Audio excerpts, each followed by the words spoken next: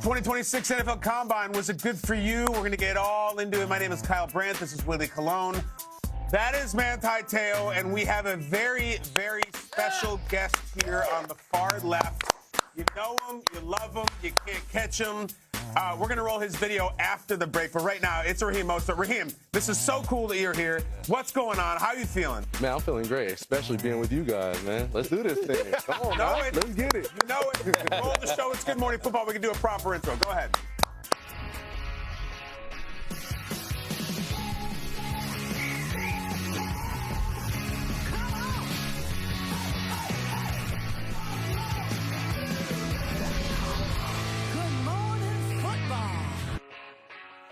All right, so after a weekend of celebrating measurables and tangibles and speed, we now bring in somebody who has all of those things. Roll the video. Let's do this properly because we have a first-time host here. There's number 31.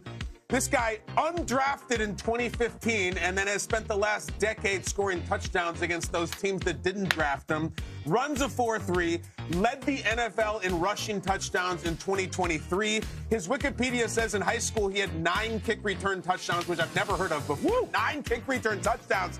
I love this guy. You know this guy. He's won multiple Angry Run scepters. He's either been on your fantasy team or he's beaten your fantasy team. Welcome properly to Good Morning Football, Raheem Mostert. Let's go, Raheem. Welcome. All right. Thank you guys having me, man. This is awesome. I'm excited about this show, man. Let's do this thing. KB. Why are you so excited? Well, I'm sitting next to this guy. Oh, come on. To be honest with you, I had played against this guy in college. He doesn't even know, but he didn't tackle me, so that's all that matters. I don't know anybody that could tackle you, Raheem. Wow. I got to say. I don't know anybody that could tackle you with all of that speed, because when Kyle was introducing you and he said that somebody that knows speed, he's fast, I thought he was talking about me and Willie, but then he showed your highlights, and then I said, okay, it makes sense who he's talking about now. It's Raheem Mostert. You know what I mean, KB? I do. And Raheem, I feel like you've played with every team. I feel like you know everybody in the league. Are you ready to share some of that with us and your insight and everything, just ready to rock and roll? Yeah, I'm ready, Kyle. I can't wait to get the experience and show you guys and my thought process of everything and, you know, being freshly still in the league and doing everything that I possibly can. But, man, I'm just excited about the opportunity to get to sit here and be a host with you guys and learn and let's have some fun with this. All right, let's go, because the 2026 NFL Scouting Combine wrapped up yesterday. If you've been following on NFL Network and all the social channels, all kinds of incredible images, incredible performances. Let's start right now. And Raheem, we're going to go to you first. I think this is kind of a beautiful thing that you've had this amazing NFL career, and yet you were not invited to the Combine. You did not attend the Combine. I know you still watch. What was your single favorite performance from the weekend, the 2026 Combine? The floor is yours. Yeah, honestly, it would be the there's so many opportunities, right? There's the guys that just perform so well, but Kyle Lee is one of the best I love moments of the whole entire Combine. The way he presented himself as an act, you know, giving the camera a kiss. Yep. I think he did a great job with that whole thing.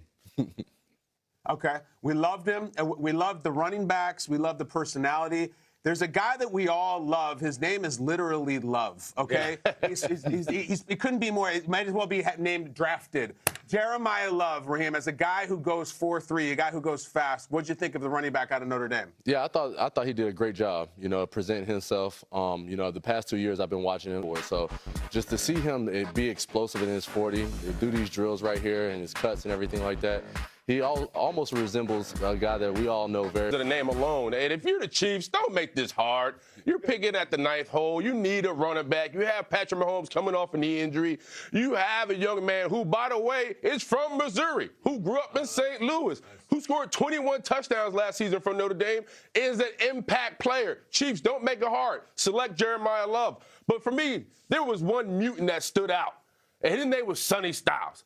At 6'5", ran a 4.4. I jumped off the couch watching this young man perform. You talk about some of his comps. You talk about Marlon Humphreys, Nick Emanuri from Seattle. This young man showed up and showed out. If you're a linebacker going into the draft next year, he set the bar. He just raised the bar with his performance. Every time you watch the Combine and you just, man, this guy did this, this guy did that. But what I love too, Manti and Raheem, is when you see him in a bag just right now, he's must-watch TV. A linebacker that's must-watch TV. Do you know the background behind Sonny's name? Sonny's name, his dad loved Sonny Corleone from Godfather and wanted to nickname his son from Alex to Sonny, and I think it's fitting. Now, another linebacker that I really, really loved watching, not only in the Combine, but during the season was Jacob Rodriguez. I don't know if anybody knows that name. Sometimes these guys who are undersized, I mean, I guess 6'1" nowadays is undersized as a linebacker, will go unheard of because they don't have the tangibles as far as the test numbers. Well, when he goes into the Combine, guys, he runs a 4.57. He has a 38.5-inch vert. But this is the stuff that really stands out to me, is he had the fastest 3-cone time, and he was clear of it. Those 5 to 10 to 20-yard markers meant more to me as a linebacker than the 40-yarders, because, Raheem, you know this.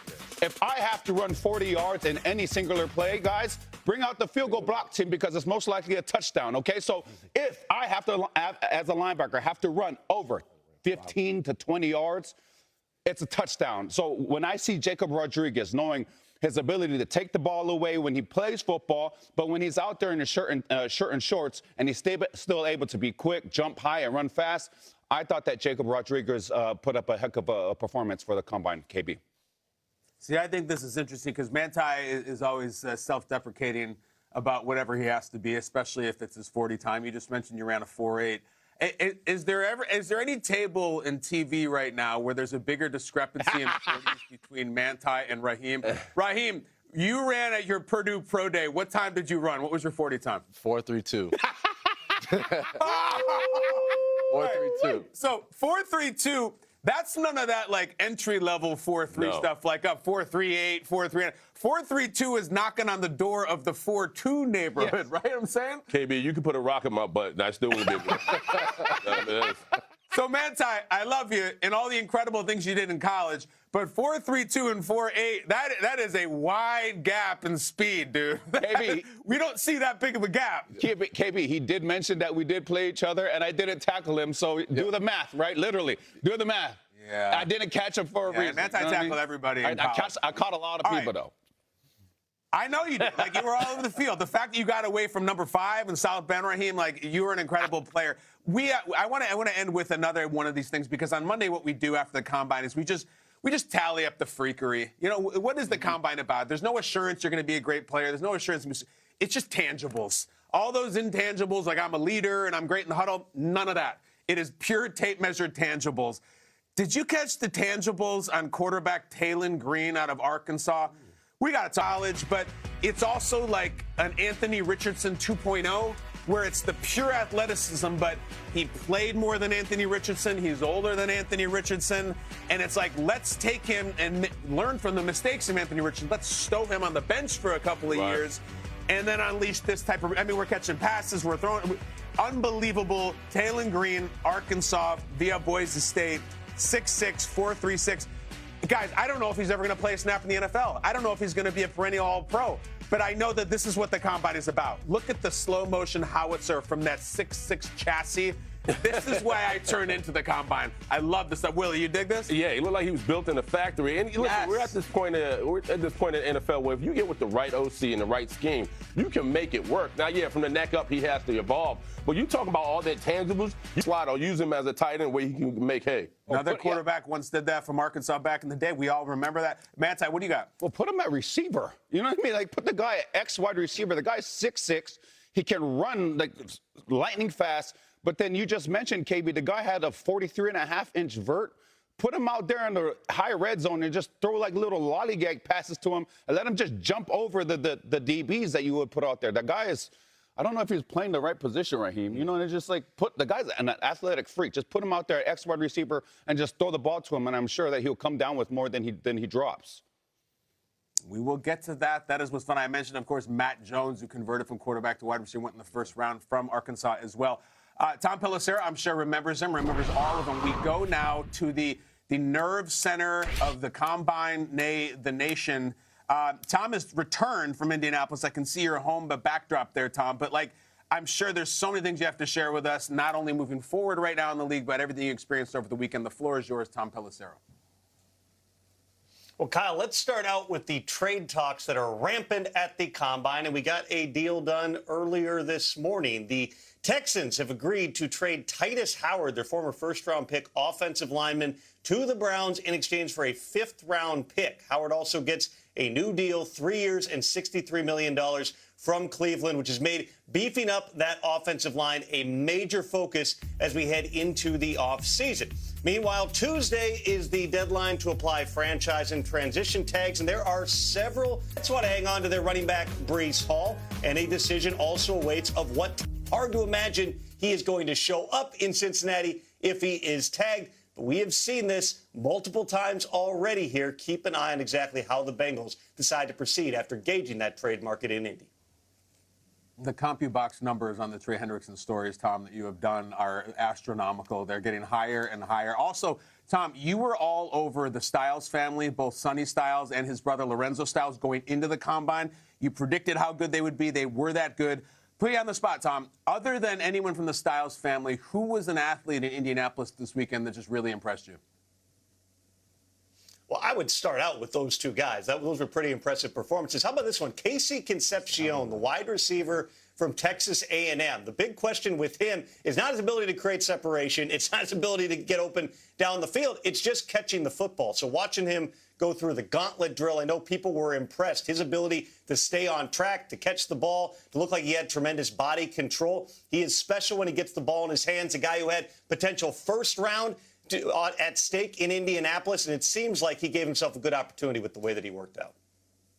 Love the answer, Tom, and I love what he had to say about some things that he deals with in his life outside of football. He's a really, really impressive guy. Tom, this is a great day to talk to you. Got all kinds of stuff. We'll check with you later. Appreciate all your insight as always. We mentioned the Styles family. It was their Combine. Sonny, Lorenzo Jr., plus a little later, we're going to introduce you to their father, Lorenzo Sr., who also is incredible, man. There's Mr. Styles. Hello. Wow, what a family reunion, man. Lorenzo Styles Sr., father of those two incredible athletes. You're talking about somebody who sunned a lot of people. Look at that guy right there, Max Crosby.